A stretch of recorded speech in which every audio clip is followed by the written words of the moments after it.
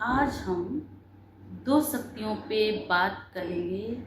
एक है शक्ति जो इंसान के भीतर से मजबूती बनाती है, वो शक्ति है शांत रहना, माना चुप रहना।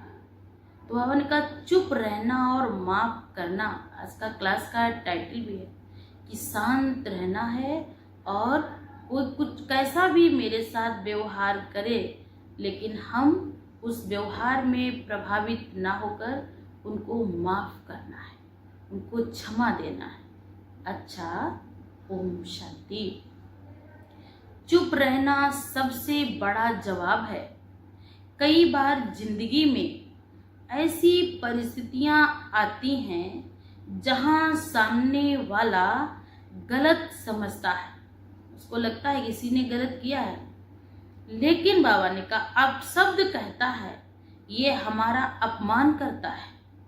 हम उस समय हमारा मन भी करता है कि ये तो मुझे बहुत नीचा दिखा रहा, ये तो मेरा बहुत अपमान कर रहा।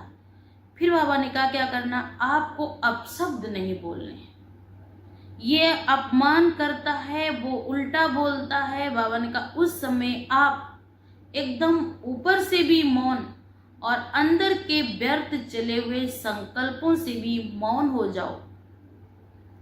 तो बाबा ने कहा ये हमारा मन करता है कि हम तुरंत जवाब दें, वेरीफाई करें, लेकिन जवाब तो दे देंगे, लेकिन बाबा ने कहा आप तुरंत जवाब दें, लेकिन आप वहां पे रुकें, 2 मिनट सोचें। ये तो बेचारी आत्मा है, ये परवश है, ये असहाय है कि ये इसने जाना नहीं, समझा नहीं। उसने क्या किया, किसी पे सीधा ही बोल दिया कि आपने ऐसा किया। तो बाबा ने कहा आप तुरंत शांत हो जाएं, मन के संकल्पों से, बोल से, और क्या जवाब दें। बाबा कहते चुप रहना ही सबसे बड़ा उत्तर है।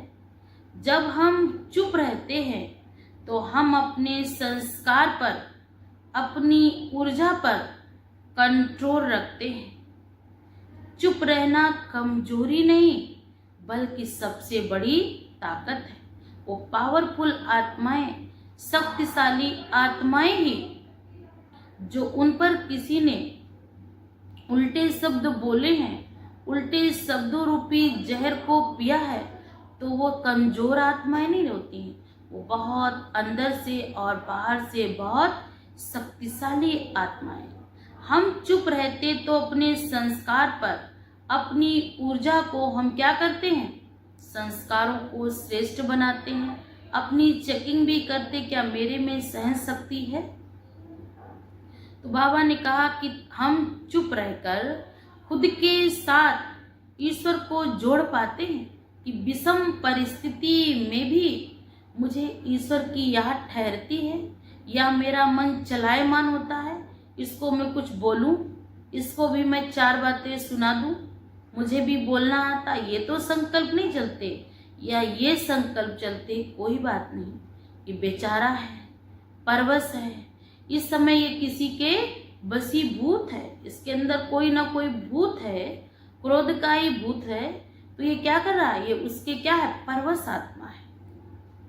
तो बाबा ने कहा आप उस समय उसको बेचारा समझकर माफ कर दो। जब कोई दूसरा हमें दुख देता है, धोखा देता है, या हमारे विश्वास को तोड़ता है, तो स्वाभाविक है क्या होता है कि हमारे मन से उसके लिए क्या निकलते हैं, कुशब्द, अपशब्द।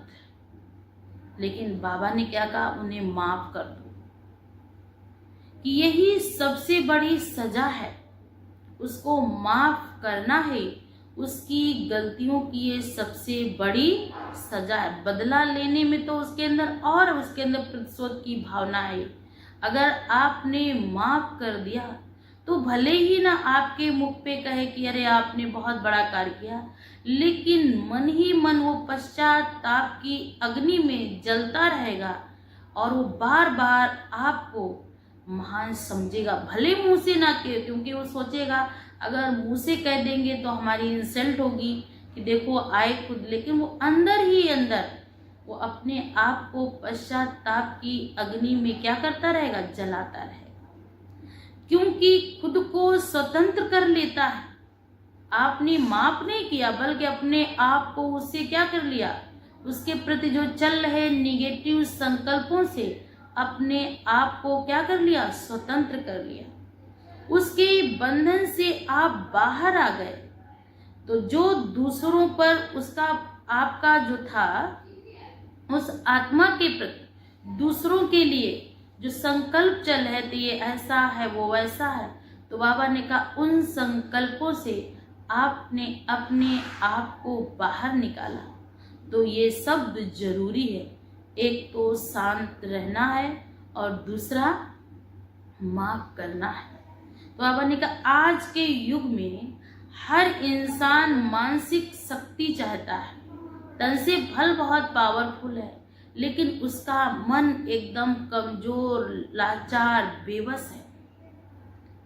तो ध्यान करते हैं, किताबें भी पढ़ते हैं, मगर अगर इन दो बातों पर अगर आप ध्यान नहीं देते तो आपके जीवन में जो चल रहे घटनाक्रम हैं आप उनको फेस नहीं कर पाएंगे। एक जाएगी दूसरी आएगी और दूसरी जाएगी तीसरी आएगी, क्योंकि आपका मन जो है बहुत कमजोर है। जब मन की शक्ति पावरफुल होगी तो कैसी भी परिस्थिति हमारे सामने होगी हम उसका सामना कर पाएंगे, हम उस परिस्थिति को फेस कर पाएंगे। उसके लिए जरूरी है मनन शक्ति। जितना हम भगवान की यादों में मनन रहेंगे उतनी स्थिति हमारी मगन रहेगी। कोई कुछ भी कहे, वो कैसे भी आत्मा हो, वो मुझे महा गलत कहे, लेकिन हमको अगर उसको माफ नहीं किया तो बाबा ने कहा आपका बुद्धि योग परमात्मा से जुड़ नहीं सकता है। भले उसने गलत किया, आपको कहा, आपके सामने कहा, लेकिन उस समय बाबा ने कहा 1 मिनट चुप होकर, शांत मन से उस बात को पढ़कर अंदर कि क्या गलत है क्या सही, बस उसके बाद तुरंत माफ कर दो। 1 मिनट के लिए तो मन में आएगा कि इसने ऐसे मेरे से क्यों बोला, मैंने तो कभी इसको गलत नहीं बोला, फिर इसने मेरे लिए ऐसा क्यों। 1 मिनट के लिए मन को आएगा, लेकिन मन को ये बात को स्वीकार करने नहीं देना। अगर मन ने एक बार इस बात को स्वीकार कर लिया कि फला ने मेरे को ऐसा बोला, तो मन की आदत पड़ जाएगी।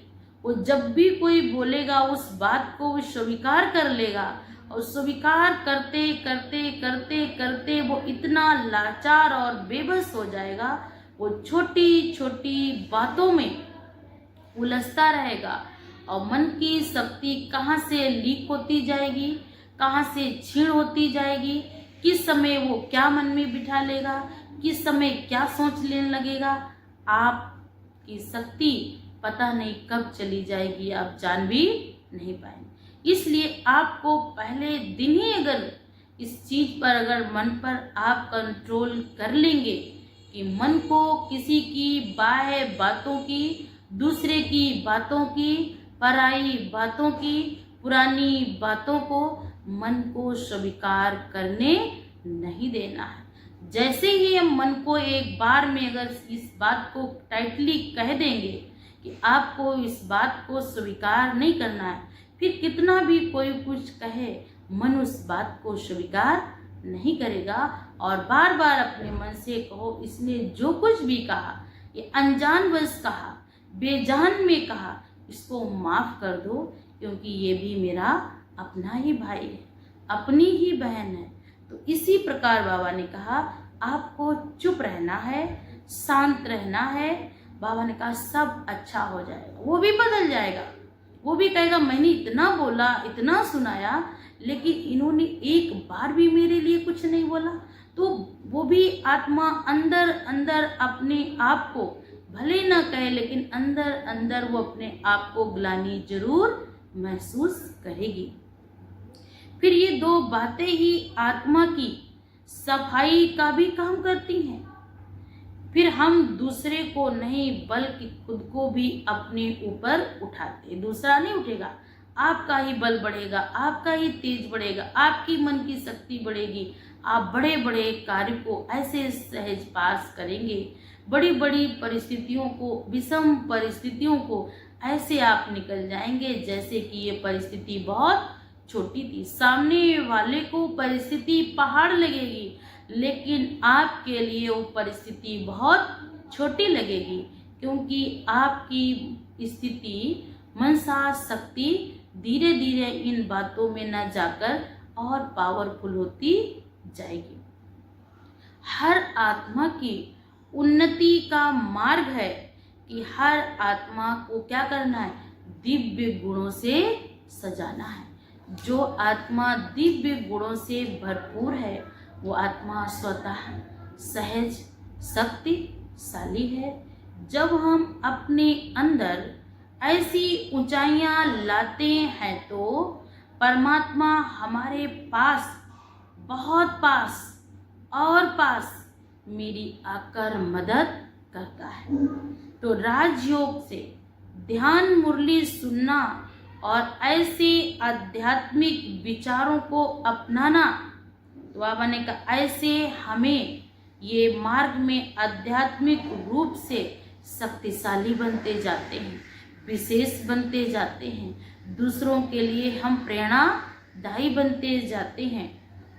तो आज से हम प्रण लें कि जब भी कोई हमें चुनौती दे, हम चुप रहकर जवाब देंगे, बोलकर नहीं देंगे, चिल्लाकर नहीं देंगे, रोष में नहीं देंगे, रोब दिखाकर नहीं देंगे। कैसे देंगे उस परिस्थिति का जवाब? शांत होकर। तो बाबा ने जब हम उसको माफ कर देंगे तो चुप रहने से बड़ा कोई जवाब नहीं और माफ करने से बड़ी कोई सजा नहीं। वो व्यक्ति भल आपको लग रहा है कि इसने बहुत सुनाया, मैंने कुछ नहीं बोला तो ये क्या सोचेगा, क्या बोलेगा। नहीं, आपने नहीं बोला, आपने कुछ नहीं कहा, आपने उसे सहज तरीके से माफ कर दिया, तो वो आत्मा आपके लिए जितनी बार आपके सामने आएगी उतनी बार वो उसके अंदर से आपके लिए दुआएं निकलेंगी और सहज ही वो आपको अंदर ही अंदर आपको बहुत विशेष श्रेष्ठ आत्मा के रूप में उसके दिल में आपके प्रति रिस्पेक्ट हो जाएगा, आपके लिए आदर बढ़ जाएगा। इससे आदर घटेगा नहीं। इससे ऐसा नहीं कि मुझे ऐसे बोल दिया, मैंने ऐसे कह दिया तो क्या सोचेगा, ये कमज़ोर थे, इन्होंने गलत किया था तभी चुप रहे। नहीं, चुप रहना एक बहुत बड़ी शक्ति है। ये बहुत शक्तिशाली आत्माओं के, महान आत्माओं के ही गुण और विशेषताएं होती हैं। तो आज से हम ये नहीं कहते कि आप भी ऐसा करें, लेकिन थोड़ा थोड़ा अगर मेरे से कहीं ये सब कुछ हो रहा है तो थोड़ा थोड़ा सा प्रैक्टिस करें, अपने जीवन के साथ एक दो बातों में जोड़ें। जब आपको अच्छा लगने लगे कि आज मुझे बहुत अच्छा लगा, आज मेरा मन बहुत हल्का है, मैंने उसने ऐसे कहा, मैंने नहीं बोला, तो जब आप एक दो बार में उसका क्या करेंगे, अभ्यास करेंगे, तो आपको जब अच्छा लगेगा तो आप ऐसे निरंतर कोई भी बात होगी आप निर्विघ्न भी रहेंगे, आप दुआओं के पात्र भी बन जाएंगे और साथ साथ भगवान का वरद हस्त भी आपके साथ रहेगा। तो अच्छा, ओम